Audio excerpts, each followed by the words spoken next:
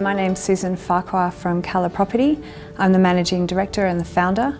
And Cala Property helps our clients invest in property in a way that is as de-risked as possible through a very complex research methodology.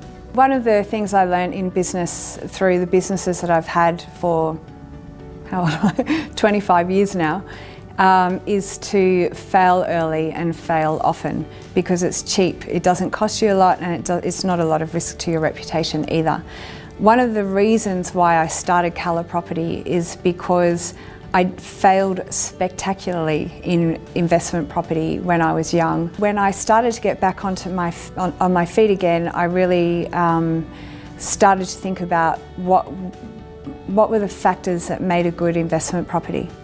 Over the last 10 or 15 years, I've been perfecting a research methodology that incorporates 120 different checkpoints that need to be met before we'll accept a property. They follow three main points of research. The first part is the macro research, and it's the macro research that leads us to the city or the location. Factors like supply and demand, infrastructure, commitment, unemployment, economics, those sorts of things.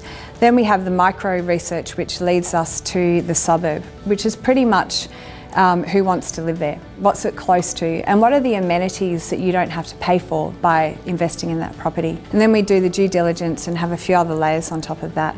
So by the time a property gets into our portfolio, you can really be assured that it's going to be doing the right thing for you. And we match that with the strategy for wealth creation that you have. With Cala Property, I'm hoping to help my clients invest in property to ensure that they don't struggle through their lives, through changes in their lives, and certainly in retirement. When I was growing up, there was a change in my family circumstances from when I was 6. That meant that our life was pretty difficult a lot of the time. I saw my mum, who wasn't educated and didn't really know how to handle the resources that she had, really struggle with bringing up 2 children on her own.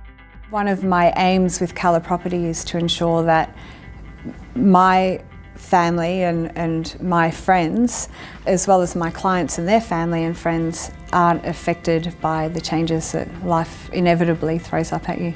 The things that I would say to budding entrepreneurs are, don't get stuck in the analysis phase, just get going. Do a little bit of research on where your product sits in the market or service, pricing, competitors and so forth, but just get started.